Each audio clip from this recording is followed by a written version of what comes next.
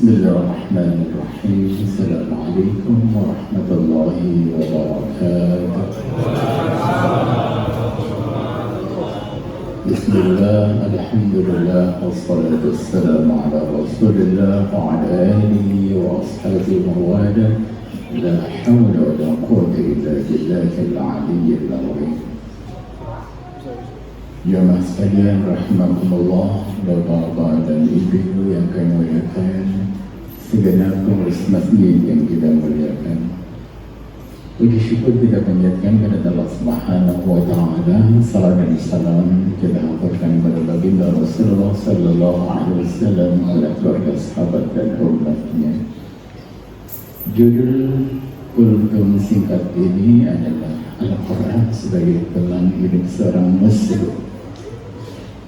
Kami mulai dari kisah di mana ketika Adam dan Hawa bersalah, lalu Allah mengatakan, "Qul ihbitu minha jami'an." Kalian berdua turunlah ke bumi, keluarlah dari surga. Tentu sangat sedih, tapi kemudian Allah melanjutkan, فَإِمَّا يَأْتِيَنَّكُمْ مِنِّي هُدًى فَمَنْ تَبِعَ هُدَيَ فَلَا خَوْفٌ عَلَيْهِمْ وَلَا هُمْ يَحْزَنُونَ. Adapun nanti jika datang petunjuk yang kuberikan dan kau mengikuti petunjuk itu, فَلَا خَوْفٌ عَلَيْهِمْ وَلَا هُمْ يَحْزَنُونَ. Kau usah takut, kau usah gelisah, kau akan kembali lagi ke dalam surga ini.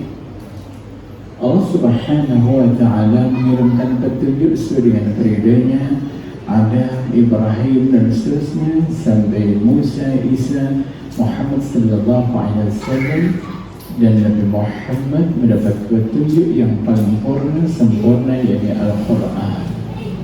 Dan Al-Quran itu kita pegang, kita baca dan kita jadikan pedoman.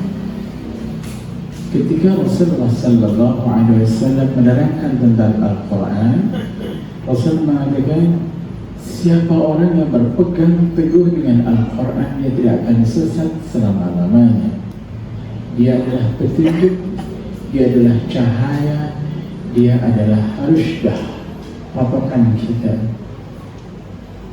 Al-Quran bahkan merupakan satu hadiah yang sangat agung yang Allah berikan kepada kita umat Muhammad, di mana tidak ada bacaan di dunia ini yang mempunyai nilai satu hurufnya satu kebaikan atau satu hasanah. Wal hasanah bi'asyri amsalihha, dan setiap kebaikan hasanah itu 10 pahala. Aku tidak mengatakan alif lam mim satu hasanah, tapi lam satu hasanah, mim satu hasanah, alif satu hasanah, alif lam mim. Berarti baca alif lam mim saja itu sudah 30 kebaikan, 30 pahala. Bagaimana kalau kita membacanya di bulan suci Ramadan? Kita membaca di bulan suci Ramadan didapat gandakan 70 kali. Alif lam mim 30 pahala kali 70, berarti berapa itu? Bagaimana kalau kita bisa menghatamkan Al-Quran di bulan Ramadan sebagaimana Rasul sallallahu alaihi wasallam tadarus di hadapan Jibril sampai khatam? Maka nilai Al-Quran, nilai pahala yang kita dapat dari Al-Quran luar biasa di bulan suci Ramadan. Dan Rasul bersabda, "Iqra'ul Qur'an, fa'innahu ya'ti yawmal qiyamah syafi'an li ashabihi." Bacalah Al-Quran, karena Al-Quran itu akan datang di hari kiamat memberi syafaat bagi si pembacanya. Kalau kita nilai Al-Quran, kita baca sekian banyak dan hadir nanti di saat kita ada dalam kubur, Al-Quran itu mendampingi kita, maka insya Allah kita akan aman dari fitnah kubur. Allah Subhanahu wa ta'ala berfirman, "Inna hadzal Qur'an yahdi lillati hiya aqwam." Al-Quran ini adalah petunjuk yang paling lurus. Banyak di dunia ini petunjuk, tapi Al-Quran mengklaim Al-Quran adalah petunjuk yang paling lurus.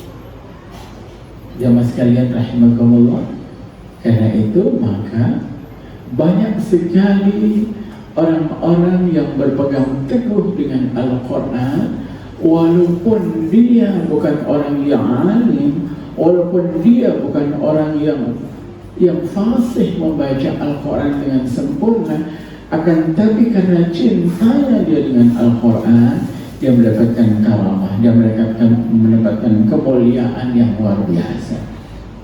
Hidup berteman Al-Quran, dan Al-Quran akan memberikan satu guidance kepada kita, tidak hanya dari logika kita, tapi bahkan rohani, jiwa kita akan dibimbing dengan Al-Quran. Ketika kita orang Muslim mempunyai Al-Quran, di mana merupakan satu makdabatullah, seorang ini Al-Quran merupakan makdabatullah, pestanya Allah yang diturunkan di muka bumi, dan Allah akan mengundang orang yang diajak pesta Al-Quran itu hanya orang-orang yang dipilih. Ketika kita senantiasa mengikuti pestanya Allah, yakni membaca Al-Quran dan mentadabburinya, insya Allah kita akan bahagia sampai berjumpa dengan husnul khatimah. Adapun orang-orang yang cuek dengan Al-Quran, maka resikonya mari kita lihat yang terdapat dalam surah Al-Kahfi. Dalam surah Al-Anbiya, وَمَنْ أَعْرَضَ عَنْ ذِكْرِي فَإِنَّ لَهُ مَعِيشَةً ضَنْكًا وَنَحْشُرُهُ يَوْمَ الْقِيَامَةِ أَعْمَى. وَمَنْ أَعْرَضَ عَنْ ذِكْرِي, siapa yang berpaling dari zikirku, yakni Al-Quran. Siapa yang berpaling dari Al-Quran, tidak pernah mau baca, mengkaji dan mengamalkannya, maka dia akan mendapatkan kehidupan yang dangka, yang sempit. Wa nahsyuruhu yaumal qiyamati a'ma, dan dia nanti dari kiamat akan dikumpulkan dalam keadaan buta. Dan dia mengatakan, Rabbi lima hasyartani a'ma wa qad kuntu basira. Tuhan, kenapa kau kumpulkan kami dalam keadaan buta seperti ini? Padahal dulu kami melihat, pada waktu di dunia kami dulu melihat. Kenapa dalam keadaan genting di hari kiamat ini kau kumpulkan aku dalam keadaan buta? Allah justru menjawab, qala kadzalika atatka ayatuna fanasitaha wa kadzalika al-yawma tunsa. Sudah semestinya demikian.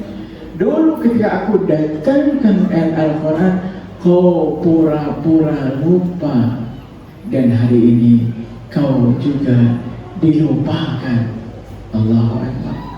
Kita dilupakan oleh Allah, nggak direkam sama Allah.